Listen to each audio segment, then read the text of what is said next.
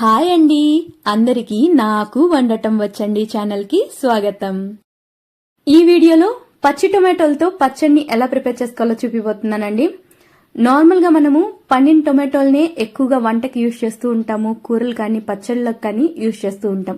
కానీ ఈ విధంగా పచ్చిగా ఉన్న టొమాటోలతో పచ్చడిని ప్రిపేర్ చేసుకుంటే చాలా టేస్టీగా ఉంటుందండి. నార్మల్గా అవి కాస్త పుల్లగా ఉంటాయి కదా, పచ్చడి టేస్ట్ కూడా అన్నంలోకి కలుపుకొని తినడానికి ఎంతో బాగుంటుంది. ప్రిపేర్ చేసుకోవడం అయితే చాలా సింపుల్ అండి. దీనికోసం నేను ఇక్కడ 1/2 kg వరకు పచ్చి టొమాటోల్ని తీసుకున్నాను. మీరు కాస్త ఈ విధంగా లైట్ గా కలర్ చేంజ్ అయినవైనా తీసుకోవచ్చు. ఇలా గట్టిగా ఉండే విధంగా చూసుకుని ఈ పచ్చడి కోసం తీసుకోండి. తర్వాత వీటిని ఒకసారి నీట్ గా కడిగేసి తుడిచిన తర్వాత ఇలా ముక్కలుగా కట్ చేసుకోండి. ఇలా కట్ చేసుకున్న వాటిని పక్కన పెట్టేసుకుందామండి. తర్వాత స్టవ్ పైన ప్యాన్ పెట్టుకుని అందులోకి ఒక 5 టేబుల్ స్పూన్ల వరకు పల్లీల్ని యాడ్ చేసుకోవాలి. వీటిని మీడియం ఫ్లేమ్ పైన మాడిపోకుండా కాస్త ఈ విధంగా రంగు మారి పైన పొట్టు ఊడేంత వరకు ఫ్రై చేసుకోవాలండి. తర్వాత వీటిని ఒక ప్లేట్ లోకి షిఫ్ట్ చేసేసుకుందాం. ఇప్పుడు అదే ప్యాన్ లోకి ఒక 3 టేబుల్ స్పూన్ల ఆయిల్ యాడ్ చేసుకుని ఇప్పుడు నేను చూపిస్తున్న విధంగా మధ్యలో లైట్ గా ఘాటు పెట్టి ఒక 10 పచ్చిమిరపకాయలను యాడ్ చేసుకోండి. పచ్చిమిరపకాయల క్వాంటిటీ అనేది అవి కాస్త కారంగా ఉన్నట్లయితే తగ్గించి యాడ్ చేసుకోండి, తక్కువ కారం ఉన్నవైతే ఎక్కువగా యాడ్ చేసుకోండి. అలాగే ముందుగా కట్ చేసిన టొమాటో ముక్కలు, పొట్టు తీసిన 7-8 వెల్లుల్లిపాయ రెబ్బలు, అలాగే రుచికి సరిపడా ఉప్పుని యాడ్ చేసుకోవాలి. ఇలా మనం యాడ్ చేసిన ఉప్పు అనేది టొమాటో ముక్కలన్నిటికీ పట్టే విధంగా మిక్స్ చేసుకోవాలండి.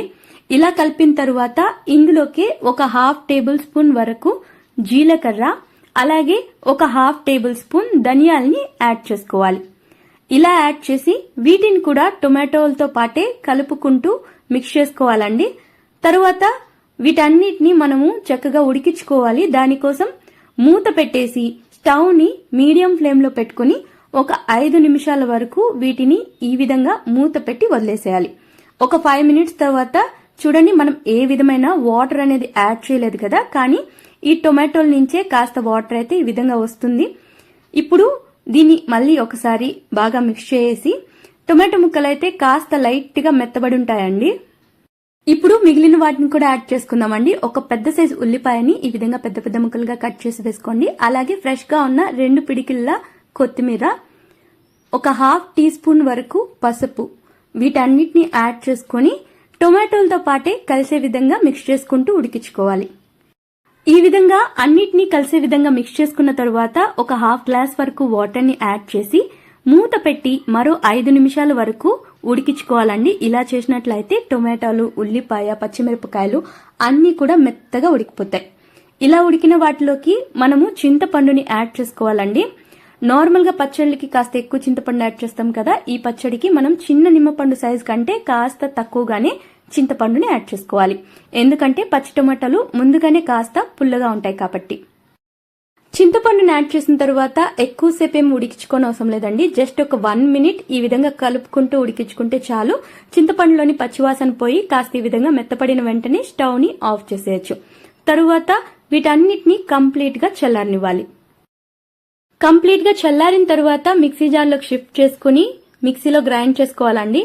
నాకు ముందుగా యాడ్ చేసుకున్న సాల్ట్ కాస్త తక్కువ అనిపించింది కాబట్టి ఈ స్టేజ్ లోనే సాల్ట్ ని యాడ్ చేసుకుని మరీ మెత్తగా కాకుండా ఇప్పుడు నేను చూపిస్తున్న విధంగా కచ్చాపచ్చాగా గ్రైండ్ చేసుకున్నానండి. ఇలా గ్రైండ్ చేసుకున్న తరువాత మనం ముందుగా వేయించి పొట్టు తీసి పెట్టుకున్న పల్లీలు ఉన్నాయి కదా, వాటిని యాడ్ చేసుకోవాలి. ఇప్పుడు పల్లీలతో పాటు పచ్చడిని ఇప్పుడు నేను చూపిస్తున్న విధంగా గ్రైండ్ చేసుకోవాలండి. మీరు కావాలంటే కంప్లీట్ స్మూత్ గా అయినా గ్రైండ్ చేసుకోవచ్చు. కాస్త ఈ విధంగా పల్లీలు కనిపిస్తూ గ్రైండ్ చేసుకుంటే పచ్చడి రుచి బాగుంటుంది. ఇప్పుడు పోపు కోసం స్టవ్ పైన ప్యాన్ పెట్టుకుని ఒక 2 టేబుల్ స్పూన్ల ఆయిల్ యాడ్ చేసుకుని 1 టేబుల్ స్పూన్ ఉద్దిపప్పు, 1 టేబుల్ స్పూన్ ఆవాల్ని యాడ్ చేసుకోవాలి. అలాగే 1 టేబుల్ స్పూన్ వరకు శనగపప్పును కూడా వేసేసుకోండి. ఇప్పుడు వీటన్నిటిని చిటుపట్లాడి కంప్లీట్ గా గోల్డెన్ బ్రౌన్ కలర్ లోకి చేంజ్ అయ్యేంత వరకు ఫ్రై చేసుకోవాలి. ఇలా ఫ్రై చేసుకున్న తర్వాత 2 ఎండుమిరపకాయల్ని తుంచి వేసేసుకోండి. అలాగే కొన్ని కరివేపాకు రెమ్మల్ని యాడ్ చేసుకుని ఆయిల్లో ఫ్రై అవనివ్వాలి. ఫ్రై అయిన తరువాత స్టవ్ ని ఆఫ్ చేసేయాలండి. ఆఫ్ చేసేసి ఒక 1/2 టీ స్పూన్ వరకు ఇంగువని యాడ్ చేసుకుని ఆయిల్లో కలిసే విధంగా మిక్స్ చేసుకుంటే మనకు కావాల్సిన పోపు అయితే రెడీ అయిపోతుంది. ఇప్పుడు మనం ముందుగా ప్రిపేర్ చేసుకున్న పచ్చళ్ళలోకి పోపుని యాడ్ చేసుకుని చక్కగా పోపంతా పచ్చడిలోకి కలిసే విధంగా మిక్స్ చేసుకుంటే ఎంతో టేస్టీగా పచ్చి టొమాటోల పచ్చడి అయితే రెడీ అయిపోతుందండి. పచ్చి టొమాటోలు కాస్త దొరకడం కష్టమే కానీ దొరికినప్పుడల్లా ఈ విధంగా పచ్చడిని అయితే తప్పకుండా చేసుకుని వేడి వేడి అన్నంలోకి కలుపుకుని తిని చూడండి, చాలా టేస్టీగా ఉంటుంది. ఈ వీడియో కనుక మీకు నచ్చినట్లయితే లైక్, షేర్ ఇంకా కామెంట్ చేసేయండి. ఇంకా సబ్స్క్రైబ్ చేసుకోలేదా? అయితే సబ్స్క్రైబ్ కూడా చేసేసుకోండి.